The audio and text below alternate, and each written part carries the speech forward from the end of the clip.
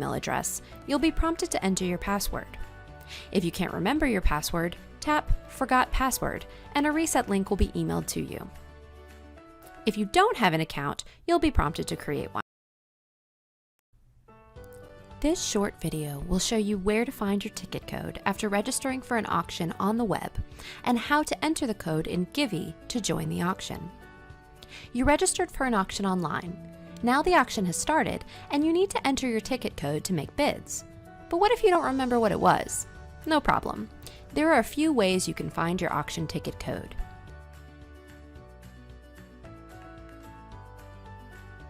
When you first register for an auction on the web, your ticket code will appear on the confirmation page. Here. You can ignore this QR code for now. The code gives you another way to check in to in-person auction events. But if you're attending the auction remotely, or if you check yourself in with your ticket code, you won't need it. After registration, you can save a copy of your code by clicking Print Your Ticket. Your ticket code will also be sent to the registration email you used. In your inbox, look for an email with a subject line that includes your name of the auction, ticket. With your code in hand, you can enter the auction on Givey in a couple of ways. First, you'll need to download the Givey mobile app. You'll find a link to the App Store in your ticket email and on the registration confirmation page. Or you can search the App Store for Givey. Open the Givey app on your phone. If you're not already logged in, you'll see Here for an Event and a place to enter your ticket code at the bottom of the login screen for iPhone or at the top of the screen for Android. Enter your ticket code there and tap Go. You'll then be asked to enter or confirm your ticket details, including your name and email address. When you're ready, tap Confirm. If you have a Givey account associated with your email address, you'll be prompted to enter your password. If you can't remember your password, tap Forgot Password and a reset link will be emailed to you. If you don't have an account, you'll be prompted to create one. Then, you'll be asked to add or confirm a payment method and turn on notifications. Enabling notifications allows you to receive auction updates and outbid notifications. And then you're done.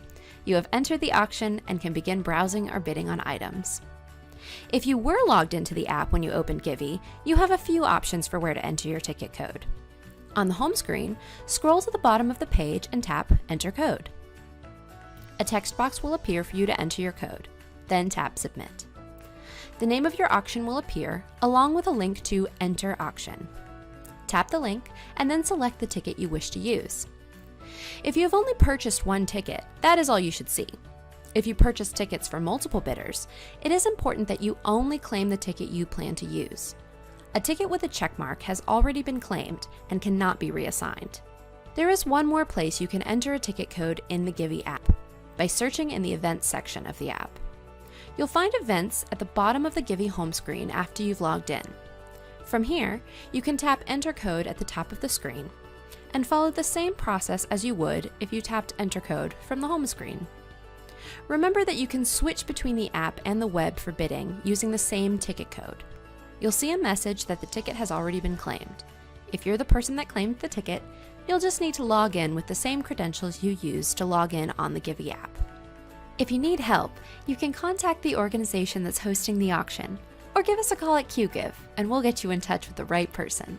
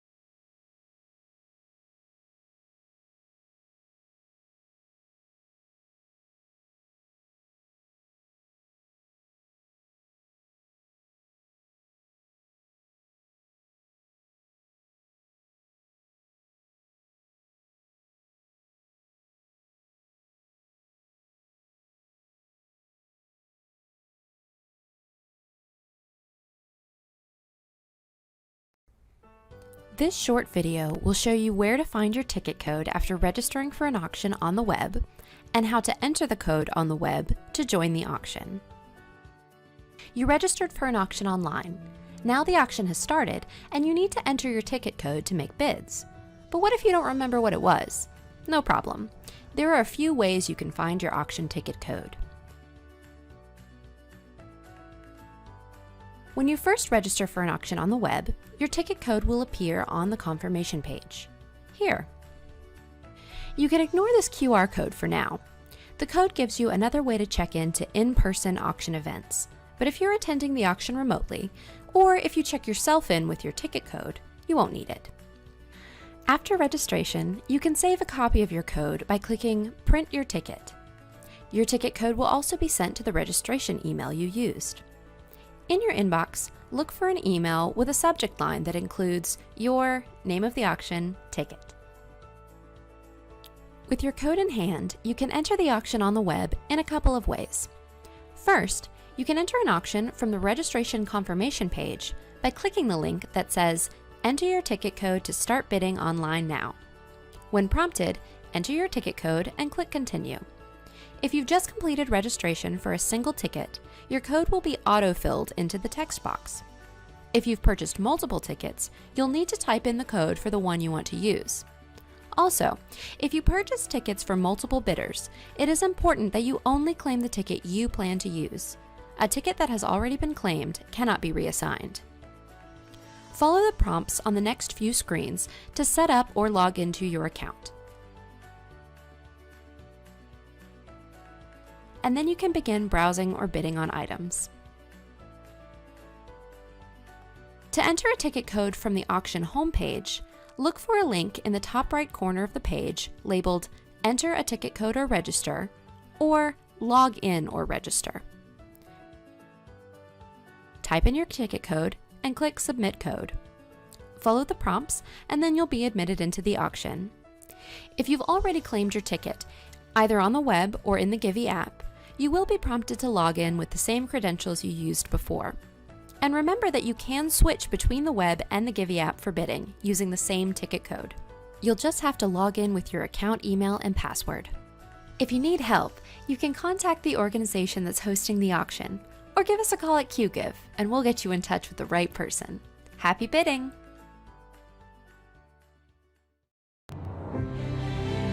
The world is full of lines. There are lines that are helpful, convenient, and even necessary. But then there are those lines that people can't or won't see. They are the lines that divide. These lines are based on color, on gender, on belief, on language, and even on love. These lines may be drawn on purpose or unintentionally and without much regard. Sometimes these lines have been there for generations, apparent to those they seek to separate, and invisible to others. But just because not everyone sees these lines doesn't mean they don't exist. At Junior Achievement, we see them, and we know things need to change. That's why we are empowering the next generation with lessons in how money works, how education leads to career success, and how to start and run a business. We are committed to giving young people the knowledge and support necessary to erase these lines and bridge gaps, overcome barriers, and break through ceilings. We are doing this so that today's kids can live in a more equitable and just tomorrow.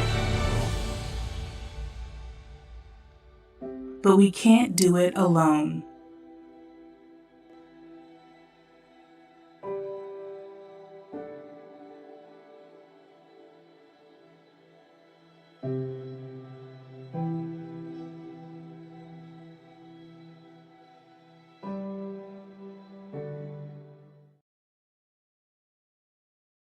Tonight's event is brought to you by our amazing sponsors.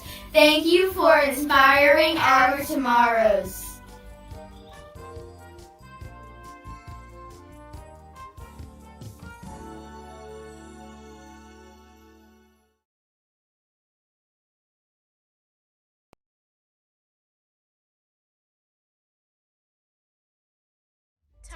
will be a better day.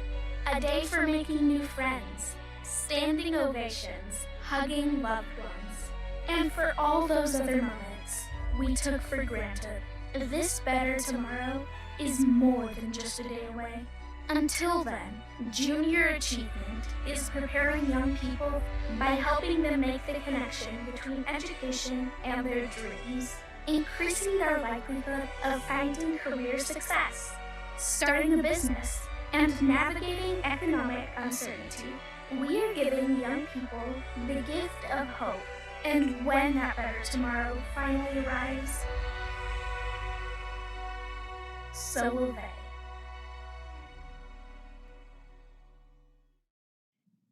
Hello and welcome to Junior Achievement of Southern Colorado's virtual Spirit of Entrepreneurship Awards and Celebration. I'm Angie Rowood, and I can tell you that I'm filled with hope as the President and CEO of Junior Achievement of Southern Colorado. And on behalf of all the board and staff, thank you for joining us for this inspiring conversation and celebration tonight.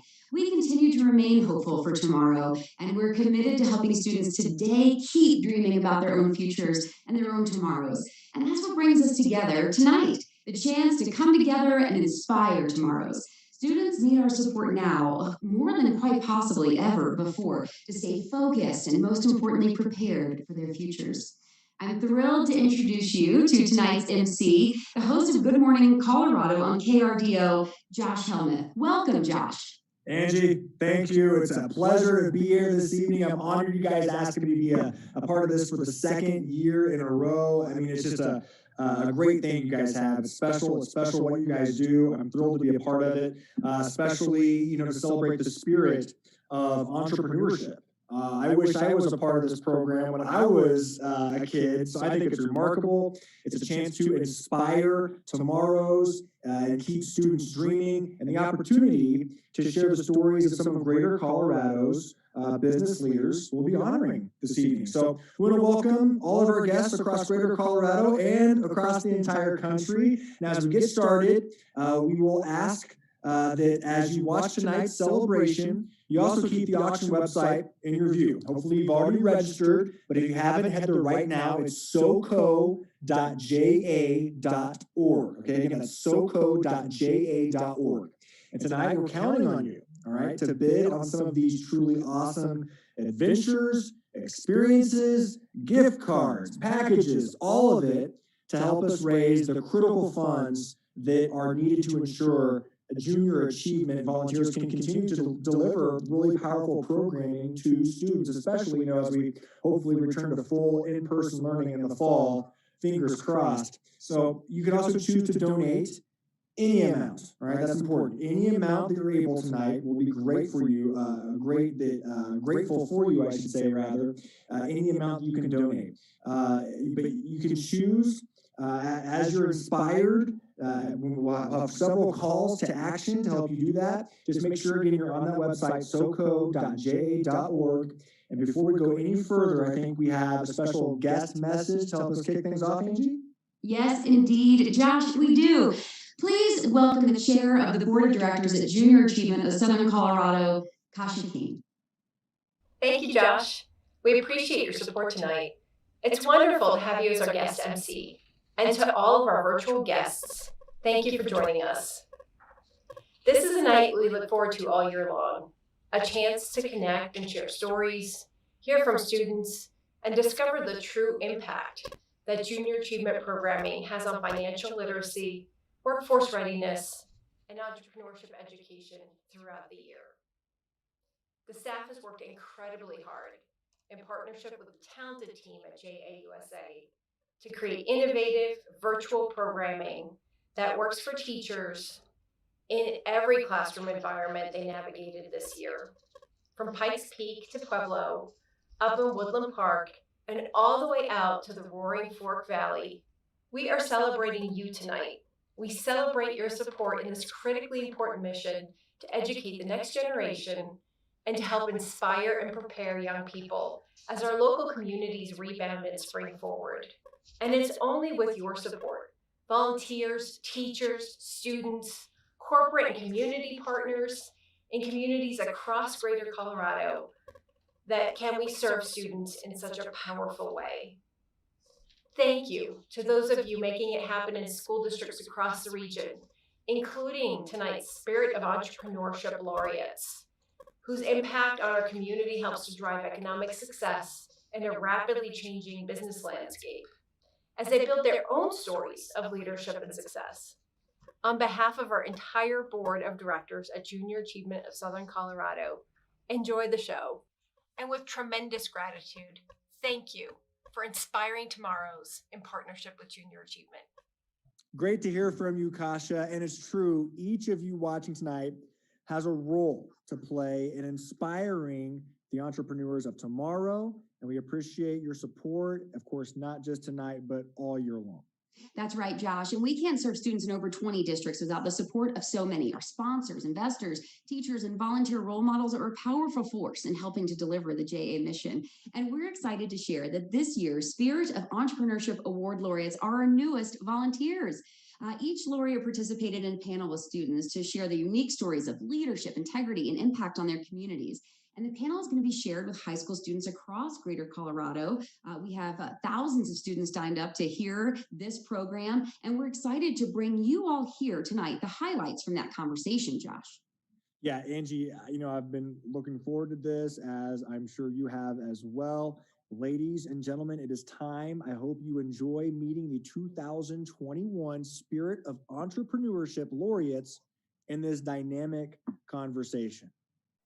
Hello, everyone, and welcome to Junior Achievement of Southern Colorado's Spirit of Entrepreneurship Laureate Panel, where we have an opportunity to celebrate and learn from some of the brightest and most dynamic business voices in our region. I'm Angie Rowood, President and CEO of Junior Achievement of Southern Colorado, and I'm thrilled to introduce you to our very special guests. Our panel today includes the 6 2021 Spirit of Entrepreneurship laureates who come ready to share their insight and their perspective with each of you. It's an unmissable opportunity to learn from leaders who help Greater Colorado shine in a local, regional, and even global marketplace, and a chance to light a spark that just might help to chart your own course forward. So let's introduce our laureate panelists. First, it's Peter Arlen. Peter is the founder and CEO of Mountain Flow EcoWax, which is based in the heart of Colorado's Rocky Mountains in Carbondale. Mountain Flow makes eco-friendly accessories for the snow and bike industries, all made from plants and not petroleum. And Peter started Mountain Flow to address a huge hole in the market for eco-friendly ski wax. He was backed by a few sharks on Shark Tank and now sells Mountain Flow around the world at major retailers. And next, we welcome Kathy Bowe. Kathy is founder and CEO of BoCore Inc., where a workforce of nearly 300 employees supports a variety of technical disciplines, including advanced software engineering, systems engineering, cybersecurity, information technology, and specialized mission operations. BoCore has received numerous industry awards, including the 2013 Company of the Year from the Colorado Springs Chamber and EDC, is a top 10 supplier award from Northrop Grumman, and was a 2008 recipient of the Department of Defense Nunn Perry Award from the Office of the Secretary of Defense. And now let's welcome Mario Ciabarra. Mario is a computer scientist and tech entrepreneur who's passionate about pairing world-class teams with large-scale technology challenges. Led by 3 cultural attributes that are foundational to a winning team: passion, persistence, and integrity. His latest project is Quantum Metric, which became the first unicorn of 2021 after it secured funding that values the company at least $1 billion, and that's billion with a B. And next, we'll welcome Sharmis Lee. As the co-owner of Believe and Perform Like Champions, Sharmis is an elite coach and trainer who has developed comprehensive strategies that help individuals, businesses, teams, and corporations all reach their full potential. These strategies have been cultivated from decades of experience building champion athletes at all levels of competition, including the NFL, the United States Figure Skating Association, the World Boxing Association, and USA Track and Field. And next, Ryan McWilliams. Ryan is the Chief Technical Officer at International Engineering, providing solution-based technologies and global connections through state-of-the-art and leading-edge industry knowledge. Their engineered and field-tested products, technical and commercial consulting, management support, and promotion of best-in-class products all service the railway community in a global scale. And our final welcome today goes to Larry Rothseed, founder and owner of the Mac Corner. Like many great business stories, Larry started the Mac Corner in the basement of his home and would purchase broken computers online, repair them, then resell them at a computer shop. And the Mac Corner took off, and it now has multiple locations in the Pikes Peak area, focusing on the repair and sales of Apple products, as well as a business consulting arm that provides IT support to small businesses, allowing them to navigate a rapidly changing technology environment. So welcome to each of you. You all represent the best of those who inspire tomorrows in the Pikes Peak region, the Roaring Fork Valley, and Pueblo as well.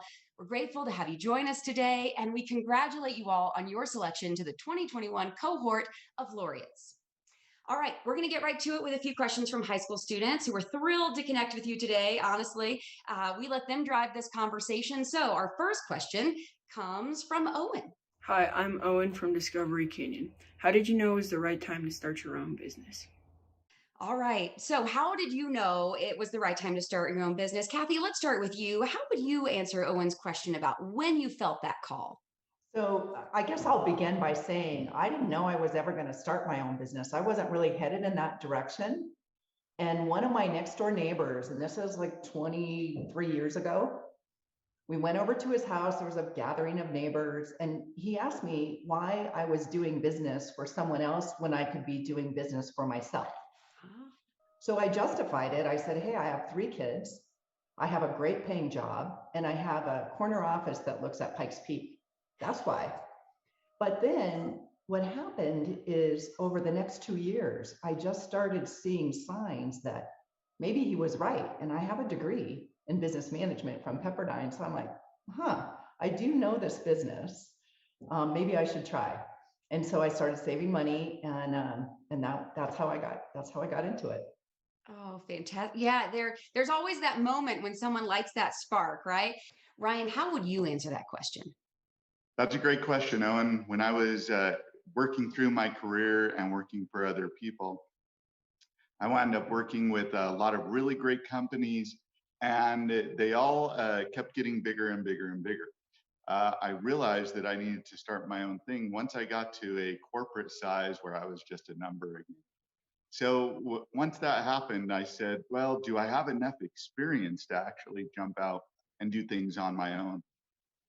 I thought about that pretty long and hard for a while there, and I thought about the options of what my future might hold. Could I go work for another big company? Could I go out on my own?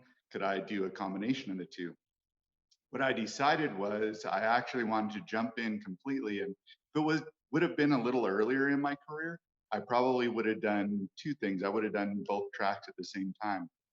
I would have set myself up, worked through all of the details, got my ducks in a row, and then jumped out and done my own thing. The way that things were working though in my career, I decided, well, I think I'm at a good point where I want to just jump out, do my own thing, and move on. And I think it's just one of those things that you realize once you have a little bit of experience, you have a little bit of a background and a client base, and you wind up knowing that it's the right time for you once those things all align. Well said. It's that intersection and finding that intersection of when you feel that you have the knowledge to take with you to your own business, right? Yeah. Exactly. Well said. Yes. How about you, Sharmis? When did you know it was time? Well, for me, it was an interesting journey. I worked a little bit in corporate America for a period of time, and I did enjoy the work that I was doing, but my heart I always wanted to improve productivity in various ways. I always liked fitness. I liked strength and conditioning, and I was an athlete in high school, and I played a little bit in college, and et cetera. But my heart's desire was really to improve human productivity in the corporate arena, the athletic arena, and the academic arena. So what really got me going was I just was kind of exhausted. I didn't really fit into the corporate profiles and those kinds of things. I felt like I needed to be outside swinging in trees or playing around or doing something like that. So that's what kind of got me going. I also felt like I could deliver a better product than I had actually experienced myself. So I thought, man, what if? So we kind of took off that way. What if? I love that question. And I think students all across greater Colorado should be asking themselves, what if? Just like you said. Okay, we're actually going to go to another student question now. And this one is from Jake. Hello, my name is Jake from Harrison High School. And I was wondering what in your mind makes a product successful? Okay, what in your mind makes a product successful? Peter, I'm going to start with you. You certainly created a product that fit a niche in a market that people were just waiting for you to create. How did you create that product? What makes something so successful? Yeah, thanks, Angie, and thanks, Jake, for the great question. So, when looking at a product, you really have to make sure that it's solving a problem and solving a problem that a lot of people have, right? If there's a lot of good ideas out there, but unless you're making someone's life easier or you've invented something that's better than everything else that's available, you don't really have a viable product. If you're solving a problem, you're going to do just fine. Problem solving, exactly. And Mario, I think I've heard something like that from you as well, but I'd love your insight on this too. What makes a product, a service? What makes something successful enough to build your business around? Yeah, I turn to the wealthiest man in the world, Jeff Bezos, and he says that Amazon's success is because their team obsesses around their customer. And I would venture to bet that Peter probably wanted to find a better wax for himself. Having that pain point yourself, every company I've started, from selling candy when I was in middle school, and hopefully it doesn't get me in trouble with any of the teachers in the room, but no matter what, any of my businesses that I've created, they all were solving a problem for me. I understood the pain, and then doing what Jeff Bezos talks about: obsess around the customer, solve for the customer. There's a demand, create the supply. I think that's what everyone in this room has done. Demand and create the supply. Excellent. Excellent advice. Okay, we have another question from our students. This one is from Delaney. Hi, my name's Delaney from Discovery Canyon, and I was wondering how you adjusted your business during COVID. Such an important, timely, relevant question. How did you adjust your business during COVID? The unexpected. Larry, I'd love to hear from you. Working in retail, I'm sure this presented a unique challenge for you especially. It sure did. The first thing that we did was made sure all of my employees were feeling safe. So we closed actually for a couple of weeks, and then we reopened very cautiously. We limited the amount of people that came in. We wanted everyone to be safe and wanted not only the employees, but customers to feel safe. And as long as everyone feels safe in the environment that they're in, especially in retail, we were able to continue to operate, and the demand for computers and equipment was very, very high. So we were very busy, but everyone was quite respectful in terms of staying safe and keeping a distance, wearing a mask, and we just proceeded very cautiously. Larry, I appreciate you saying that. It starts, immediately you think of your team and you think of how to keep them safe in something like that. So what great advice for students. Kathy, how about you? Very different scale, nearly 300 employees. What were some of the ways that you adjusted? Well, first off, because we support the military in some very important missions in space and missile defense. So we have employees that work on bases, many of them locally and some around different parts of the country. So they had to continue working 24/7. And that was, the government helped manage that process. And the good news is they're trained for this. This is what they do for a living. It's trained for pandemics and things to occur. So that was the good part. But our corporate office, we have about 50 people downtown. And the good news is they all had laptops. And so, we sent everybody home except for IT and somebody at the front to make sure, things that got delivered. And then we had really strict guidelines to keep them safe.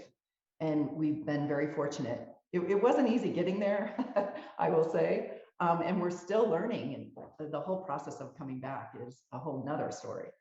Absolutely. And I'm sure there are many things that each of you adapted to in your businesses, just as we did at JA, that you might keep moving forward as well. Some innovation really comes through those challenges. Yep. Right. And we'll move to another question now. This one is from Tyler. Hi, I'm Tyler Romero from Harrison High School, and my question was, what kept you motivated throughout the process of starting a business, and how do you deal with all the negative energy that comes from, or opinions that come up along the way? Such good questions. I think these students are really thoughtful in what they're asking here, and it's a two-parter. So Mario, I'd love to start with you on this. What kept you motivated throughout this process? And then additionally, how do you deal with negative energy that's around you? Having started 4 companies in my adult life and going through a few as I was younger, really what I've come to find out is that you must be, and you mentioned it as in the introduction, you must be passionate about what you do. Don't go start a company because you want to start a company. Start a company because you're so passionate about solving that problem that you will find that energy, that motivation to continue on just deep inside of you. You can't rely on someone else to give you that energy. It has to be within you. The negative energy comment, I've been through scenarios where I've had hundreds, sometimes thousands, and I hate to say this out loud, but thousands of people like yelling at me on Twitter. And there's a lot of negative energy on social media. I just don't. I have that self-awareness, that confidence that comes from deep down inside. That you might not like what I'm doing, but I still believe in it, and it was tremendous success. I think you just have to search deep inside and find that light that keeps you going, whether it's that passion and that motivation. But that negative energy, just have that self-confidence, that self-belief. Surround yourself with people that support you to help give you someone to lean on. May is mental health awareness month. Like that negative energy can get you down. You just got to lean on others, find a support mechanism, find mentors, advisors, friends. I think it's just that positive spirit. It's the way I live my life. And I think as every entrepreneur, you have to have that positive energy to succeed. Oh, within you, right? And then and knowing when to ask for help. I'm so grateful that you mentioned that too. And I would imagine that the more successful you are, I mean, you mentioned Twitter, no one's talking negatively about me on Twitter, but it's because they haven't heard of the things I'm doing like you have. So the more success you achieve, the more criticism you might also achieve along the, not achieve, but face along the way. So I can imagine that's also a tough struggle. And Angie, what I would share is, you only read about our yeses. You only read about our successes. You don't read about the failures and the no's. And I bet everyone in this room could talk about thousands of no's. You just have to fight through them. I love that advice. Absolutely. And Peter, how about you? Managing negativity, motivation to keep going. What are your thoughts on this one? Yeah, in terms of motivation, it really helps when the product is yours, the company is yours. You built it from the ground up. It's your baby. There's no easier way to stay motivated than when you own the whole thing. Financially, you might own it, but you also own what it represents, and you are responsible for making it go. And in terms of negativity, I think you just got to expect it. There's going to be a lot of problems that come up. There's going to be a lot of people who don't like what you're doing for whatever reason, and not to get down and just, like Mario said, to fight through it. And it feels great. Problems come up, you get through it, and you live to fight another day. That is a great point, that when you get to the other side, it's like finishing that marathon, right? When you hit that goal and you're able to overcome that, it just feels even that much better. And Ryan, we'll go to you next. That's another great question.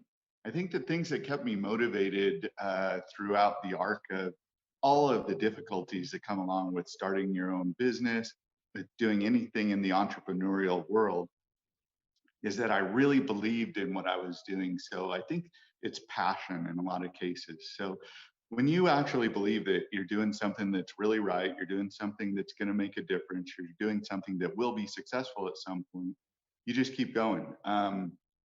There are a lot of negative auras that come into your life and negative connotations and negative people, but you sort of ignore a lot of that. You just sort of keep plugging along when you really believe in something. And I think that's one of the things that made us somewhat successful as well. We've had thousands and thousands of people saying that it'll never work. It's not the right time. You have every reason in the world not to do certain things. But when you actually know and you have a team around you that is also as passionate as you are, you push through it, you stick it out to the very end, you put in the really hard work, because it's not easy by any means. But it doesn't matter. When I was going through this, I was thinking, doesn't matter if it takes me 1 year or 10 years, I'm going to stick it out and I'm going to get it done. And I think that's a little bit of what motivates you, is the passion more than anything else. and knowing that you believe in what you're doing is so important. When you said you keep going, as long as you have the compass to know that what you're doing is right and you're following the vision, knowing when to listen to others, when to take that knowledge in, and when to just keep going and help bring others on board is so important. And Larry, I'd love to hear from you. Thoughts on staying motivated, especially as you motivate others, right? Right, right. You know, it to me, it's a gut feel that you get, and you have to go with that. You know what's right ultimately. Creating this business, I knew it. You know, an Apple Mac based focus was the way I wanted to go. Even though I got comments of, "Well, that's not enough business." Well, that was years before Apple was as popular as it is now. But I knew it was going to be popular. So you know, you have to go with what you feel, and you have to motivate the your staff in terms of um, uh, you know how excited you are, and you know it's contagious. The excitement about the product, it really is contagious about everyone else who works for you. They listen to you and they repeat what your excitement is, and they get it and they see that. That's why most of my staff, they really hadn't used Macs, but by the end of the first few months, they're wanting to buy a Mac and use it, and it becomes their main computer. So Absolutely. You are all providing just such great insight and good advice. All right, we do have another question. This one is going to be from Miles. Hi, I'm Miles from Village High School, and I'm wondering what advice you can share about motivating a team and creating the right culture for your employees. We spoke a little bit about motivating yourself, how you stay motivated. Larry, you keyed in a little bit on motivating a team. Sharmis, when I heard this question from Miles, I felt like it had your name all over it. When we talk about motivating high performing teams, what are your thoughts for Miles? You know, Miles, I think the first thing is that we are going to be your team or your organization is going to be a direct reflection of who you are as a person. So it's how do you show up? You know, if you show up in the right framework for the proper decision making, you bring the right energy, attitude, and joy to every single situation, your team will be motivated, they'll be inspired. The other piece of that is that my mission is very simple, it's 3 words: motivate, educate, and inspire. So upon awakening every morning, I sell myself on myself so that I can sell my crew on themselves as well. As far as creating the right culture, again, I think it comes back down to our attitudes. Your attitude will determine how you see others and how others see you. So if you can bring the right attitude to the team or whatever you're doing there, it will create the proper culture in the climate that you want. One last thing I'll share with you, if you've read Jim Collins' book Good to Great, he says to create an environment that's hostile towards mediocrity. And I think many people see that from the perspective, from a bad perspective. But what I think he's really saying is that, you know, be crystal clear with your vision, be crystal clear with your goals, be crystal clear with the results that you're trying to accomplish, and let your staff, let your employees know that, and then, you know, kind of work in that direction. That will remove all the conflict and everything else, and you'll have a winning team. This is so fascinating, and I know our high school students are going to really enjoy and appreciate hearing what you have to say, but I am sure that there are professionals all over greater Colorado who will see this and also be able to take bits and pieces from this too, as we look at our professional journeys as well. All right, we do have one more video. This is a question for all of you. You can take a little more time to answer this question if you like. Brad has a question that I thought was really powerful, and I just love for everyone to share their thoughts. Hi, I'm Brad from Air Academy High School, and I was wondering, what is the greatest lesson you have ever learned from being an entrepreneur? Such a powerful question. The greatest lesson that you've learned so far on your entrepreneurial journey. I know you're still on the road, but Kathy, what are your thoughts on that? What would you say is the greatest lesson you've learned so far? Wow, just one single lesson's pretty hard. In fact, maybe the biggest lesson is that you keep learning. I'm 21 years into Beauport, and I just keep learning so much. I can say that making sure that you're staying positive, even in the toughest of times. I think the COVID times have been really hard trying to connect with people via Zoom, and everybody has a different opinion on coming to work or not coming to work and all those kinds of things. But it just helps us be better leaders. I think that evolving, so when I started, I was a company of one, right? And so 21 years later, if you don't continually evolve and change, you will fail to exist. And it turns out that most people don't really like change for all the right reasons. Most people like doing what they know. But they would agree with you that you have to evolve. So you have to collaborate with them, communicate with them, and stay connected with your employees. And I think the culture is essential in doing that, and staying true to your mission and your vision and your principles. Those lessons have really been important for me as we've grown the company. And we do a survey every year just to see how we're doing, and our bar is really high, and it keeps us as leaders listening and evolving. So I think there's just so many, Angie, it's hard to say which one's the most important. Absolutely. I mean, so, you talk about never stop learning. I mean, the number one priority right there, continually evolve, learn how to collaborate, and staying true to your mission. So, that mission drift is always something that can certainly get a company astray. Larry, I'd love to hear from you on this. Your greatest lesson learned in your entrepreneurial journey so far. Oh, yeah, it's tough. The greatest lesson learned was actually early on, be as frugal as you can.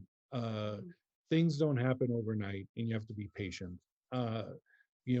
Starting your own business, you want things to just happen tomorrow, but you have to be a little patient, and you have to plan things out. And that was probably one of the biggest lessons I learned. But there's so many lessons you continually learn. So. Absolutely. Right. Never stop learning. Kathy's good advice there too. And Ryan, we'll go to you next. Great question, Brad. The things that I've learned, there are a lot of different things that I've learned in the arc of being an entrepreneur. Some of the great lessons, though, are first and foremost perseverance.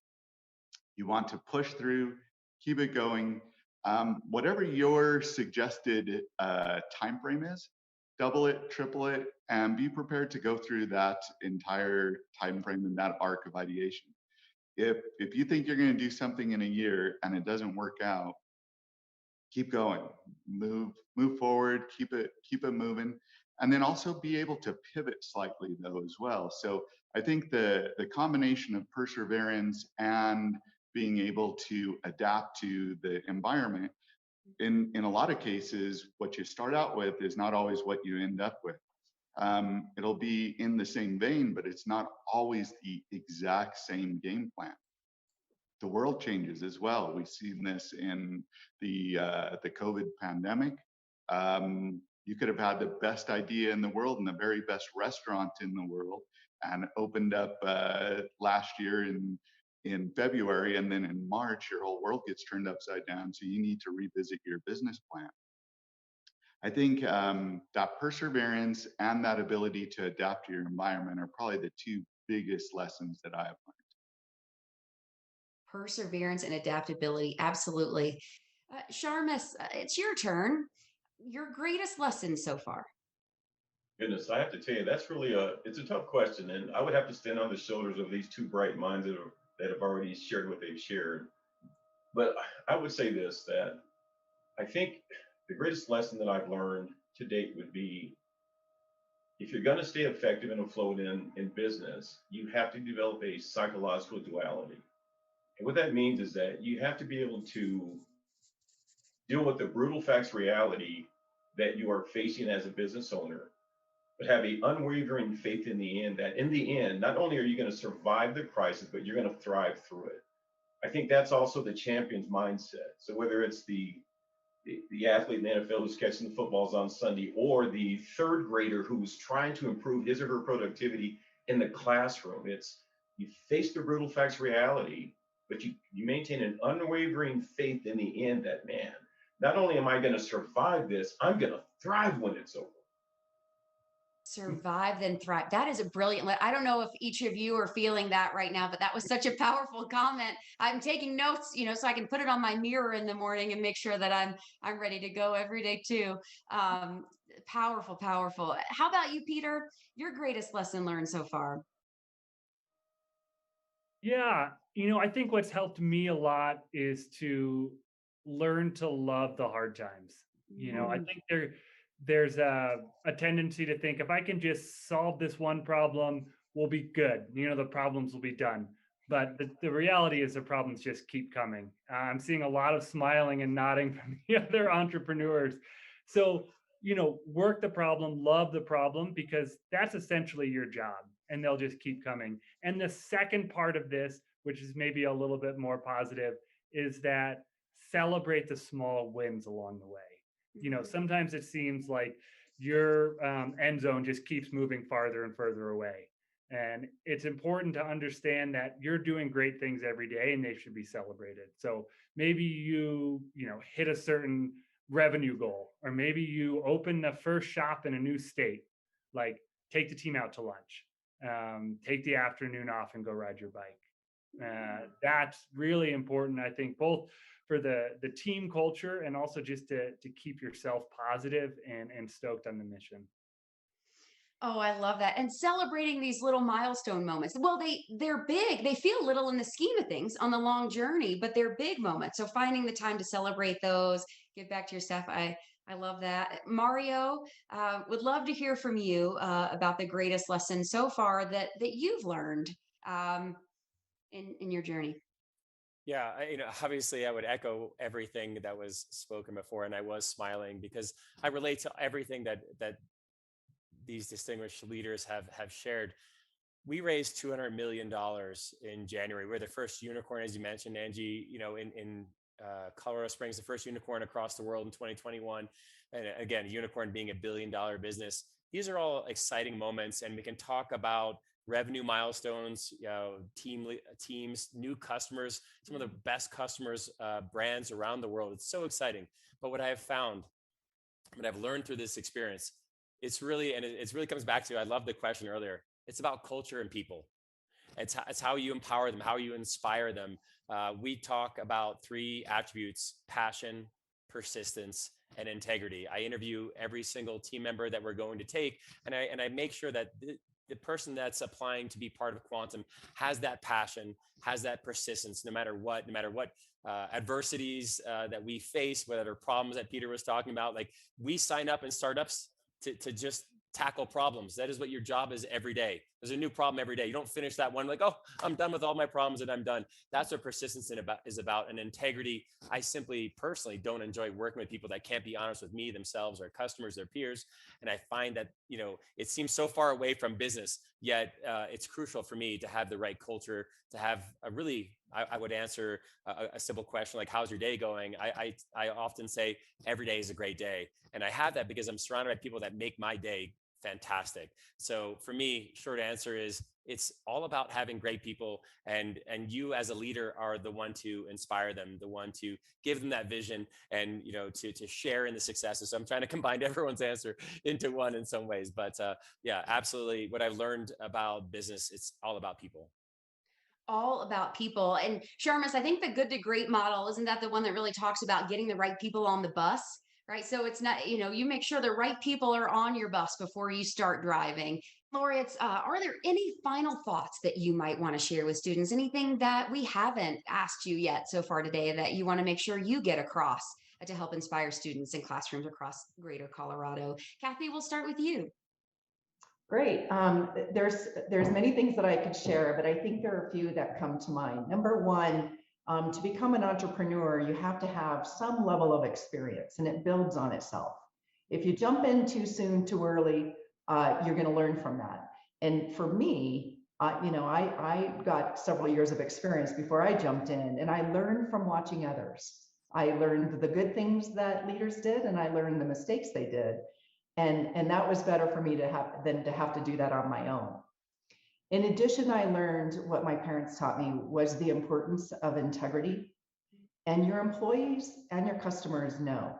So I think that the integrity piece is really good for people to know, and that change is a necessary part of your business, and you have to be able to adapt to what's going on in the world and within your business.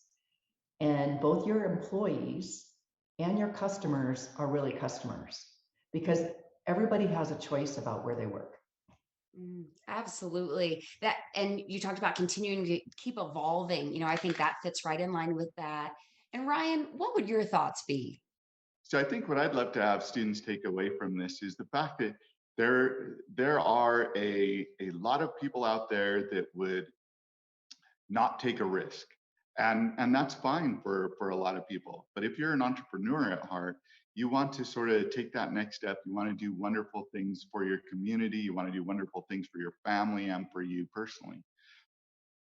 If you take that risk, in a lot of cases, it's scary. It's definitely difficult. It's not easy. It's not quick. There is no get rich quick scheme out there. And when you do that, you need to definitely have some support internally for yourself.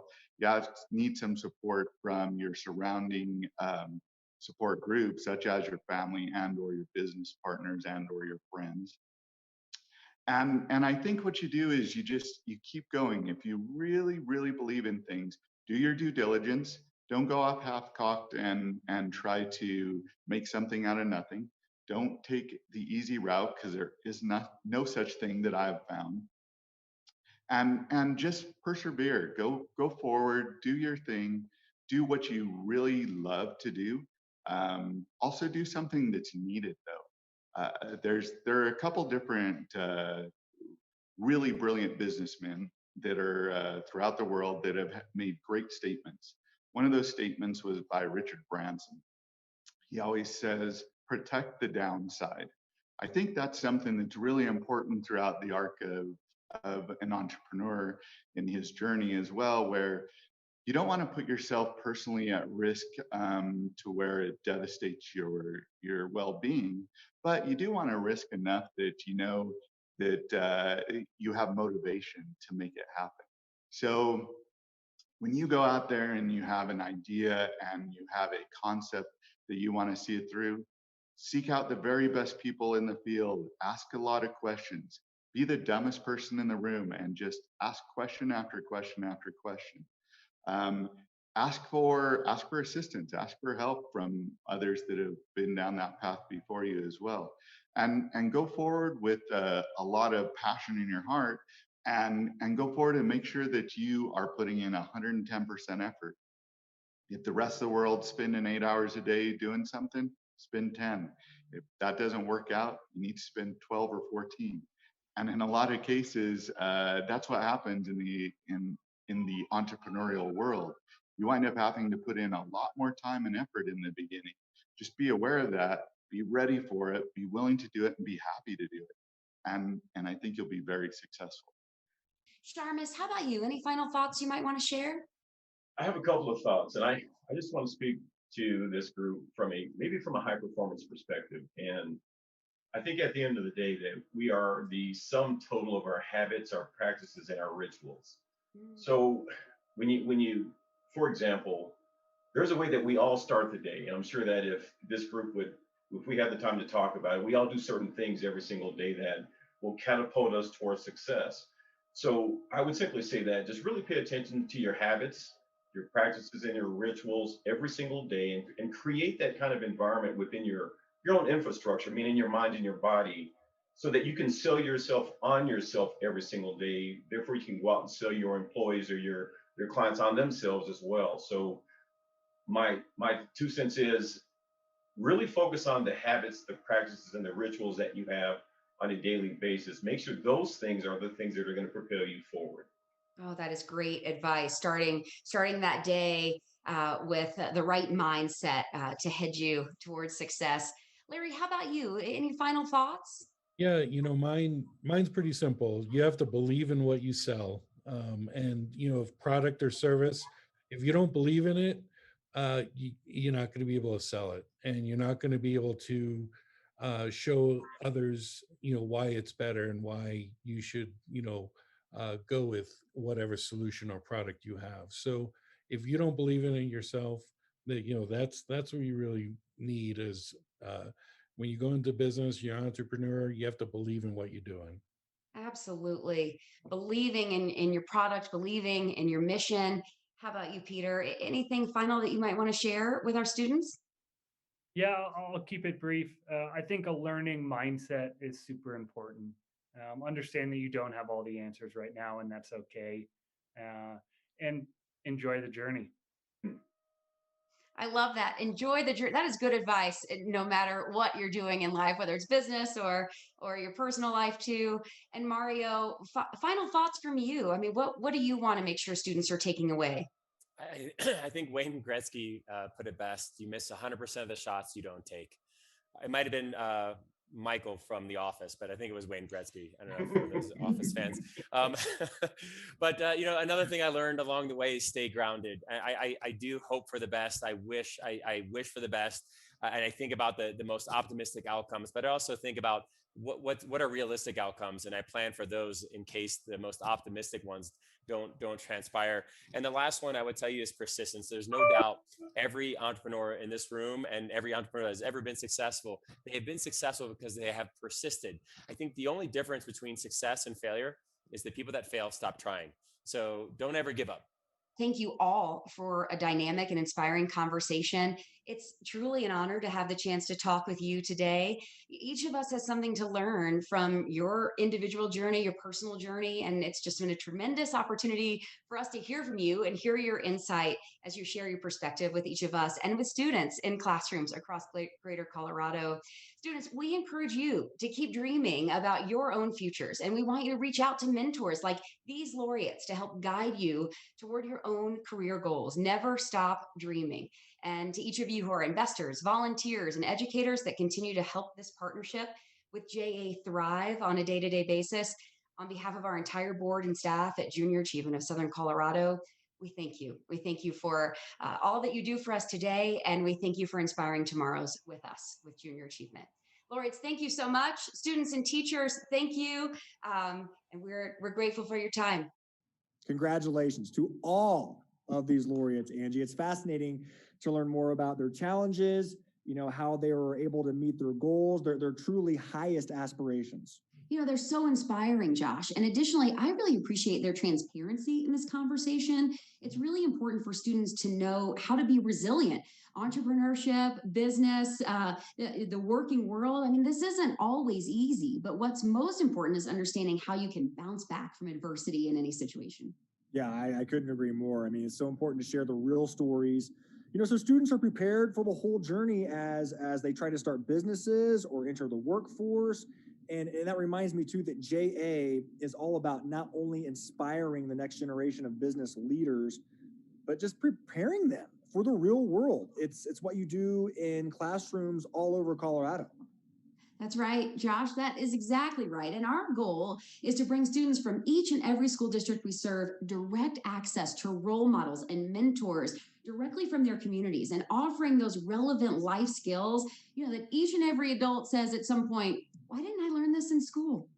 Seriously, I say it to myself over and over again. And I know I said it, decades ago. I'm still saying it, but JA starts early in kindergarten. It's remarkable, with lessons simply about the wants and needs, helping students to determine, the difference between the two, which is a tough lesson for us adults even. But then each year, the programs build upon themselves, right? With lessons about bank accounts, loans, interest rates, how to budget, how to market yourself for an interview, on top of trying to start your own business. It's all critical skills that every person should know. And I can't imagine how helpful it must be when you're trying to enter the workforce. So we know that your future is that of which you can only dream, can see or imagine today. So having the opportunity to bring access to business leaders, community leaders, successful working adults, I mean, it's critical for children, for students, whether they're in kindergarten or if they're seniors in high school. That's right, Josh. And while many students who are already on a good track for their futures because they may have been identified as high achievers, those students might choose to join an after-school program to further their interest in business, careers, or entrepreneurship. We know students like that are already on the track for success, but JA programs, the real difference maker is that our programs are delivered during class time. So we might be able to light a fire in a student who hadn't thought of themselves in a career or who might never have thought they could aspire to dream big enough to start their own business. And we catch them early. Josh, like you said, it's just like a foreign language. We know that students, when we start early, are likely to retain information that they carry with them, not only from their very first job, but all the way through to retirement. Because honestly, knowledge is power. And access to knowledge is truly the great barrier of our time.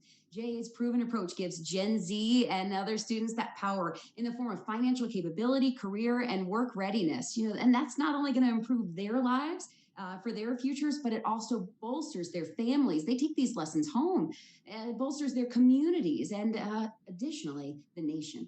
Has a profound impact. And all this is reminding me too that, we have so many ways you can invest in these critical programs tonight. The auction, the restaurant raffle, the wine poll, donations of any amount.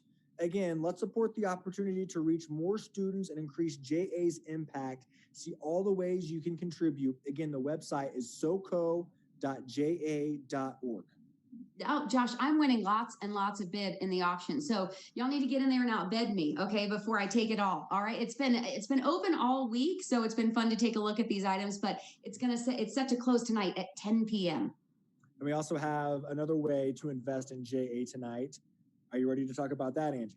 I am indeed ready, Josh. Tell the people. All right. Well, JA of Southern Colorado is partnering with the Space Foundation. I'm a space nerd, so I'm excited about this. They're going to deliver the Junior Space Entrepreneurship Program, and we currently have a class of junior space entrepreneurs completing the program at Harrison High School. How cool is that? That began, which has been generously, funded by Northrop Grumman. Students are working on business plans for 2 space-inspired products that they will share with you tonight, and you will pick the winning space business with your donations. Oh, it's so fun. I can't wait to see what they're pitching tonight. I've only gotten clues about what these projects are. In the program, Josh, I am also a space nerd, okay? Students embark on a complete mission to Mars, and they have to face all the challenges that come with sending astronauts to Mars and returning them safely to Earth, of course. That's another big key component. And then they use their newly gained knowledge of Mars and the skills taught through the Space Foundation, combined with concepts from our entrepreneurship curriculum, to develop their own business. And it's time now. We get to take a look at their ideas and get ready to vote on the winning team. You are going to pick the winning team tonight based on your donations at the auction site. And first up for you, we have Team Hovercart. Let's see what they have to say.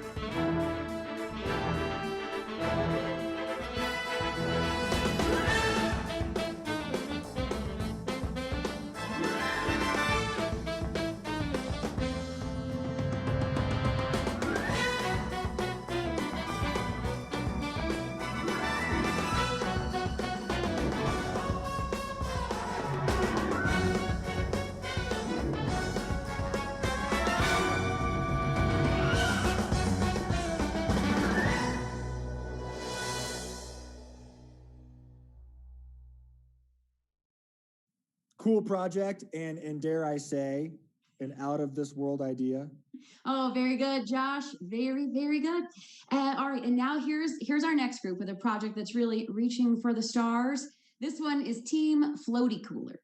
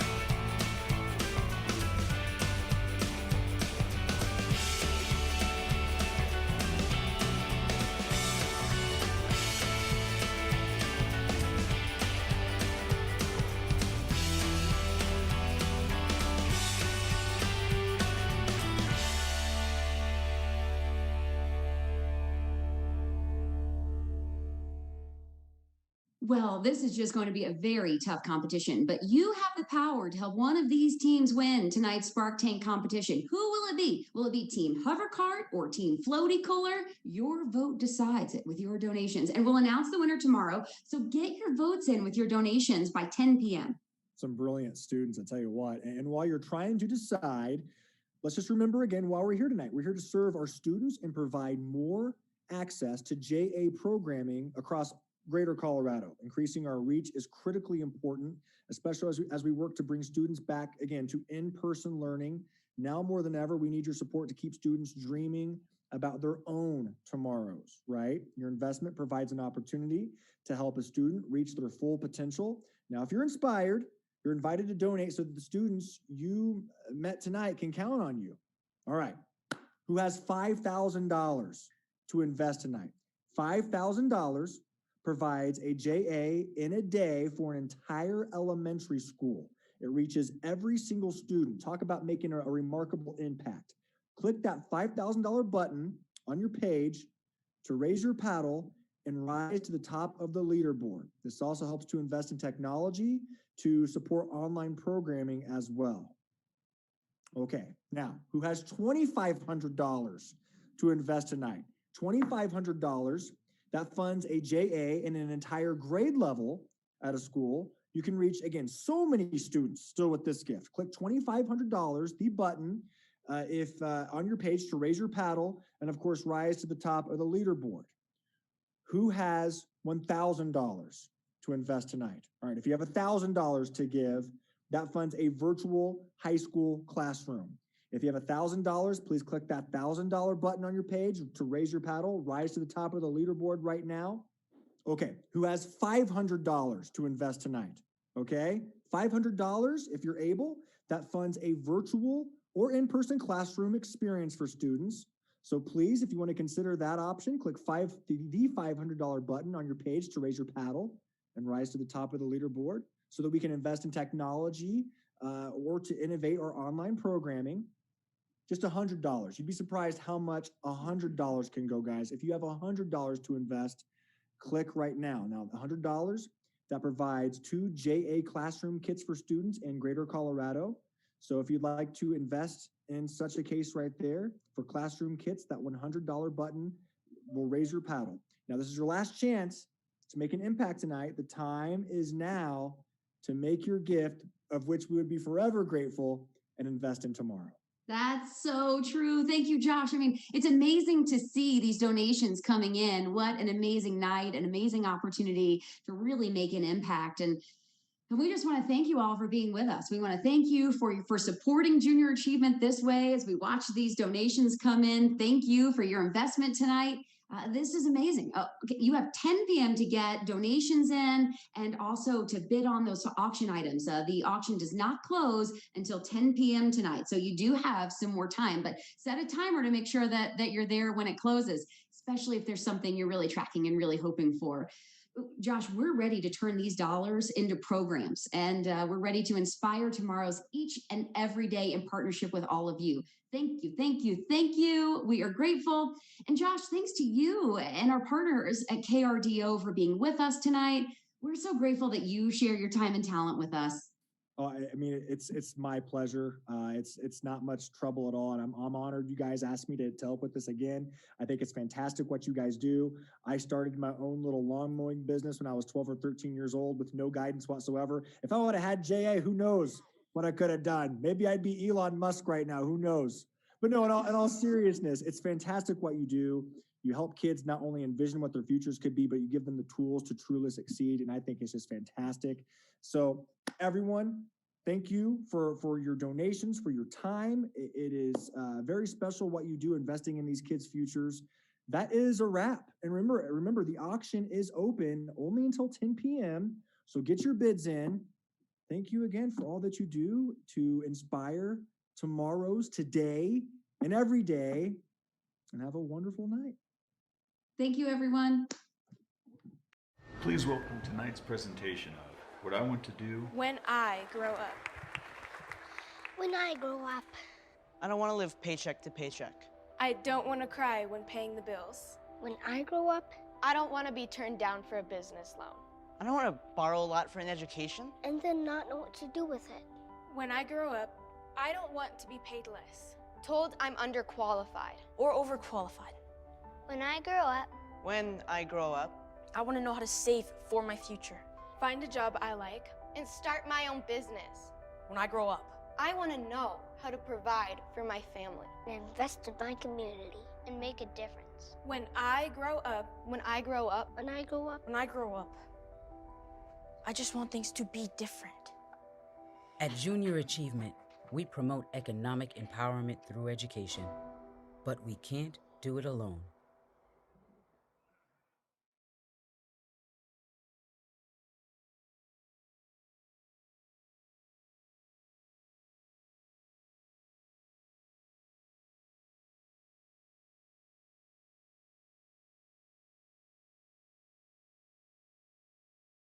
Tonight's event is brought to you by our amazing sponsors. Thank you for inspiring our tomorrows.